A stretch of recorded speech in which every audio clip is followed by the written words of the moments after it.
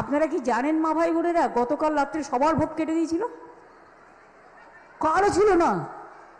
মানে বাংলায় যত লোক আছে হঠাৎ হাফিজ ভ্যানিস হয়ে গেল, নিয়ে বলছে টেকনিক্যাল ফল্ট হয়েছিল। আরে আমি আমার নামটা খুলে দেখছি, আমি অ্যাবজুডিকেশন।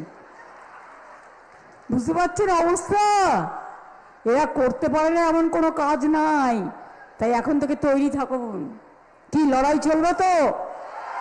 মা বোনেরা লড়াই হবে, ছাত্রীরা লড়াই হবে, জোট বেঁধে সব ধর্মের লড়াই হবে, পাহাড়ে লড়াই হবে, জঙ্গলে হবে, সুন্দরবনে হবে, কুচবিহারে হবে, জলপাইগুড়ি হবে, আলিপুরদুয়ার হবে, রাজবংশীদের হবে, কুচবিহারে হবে, কামতাপুরি হবে, হিন্দুরা সব হবে, নবশুদ্ধ হবে,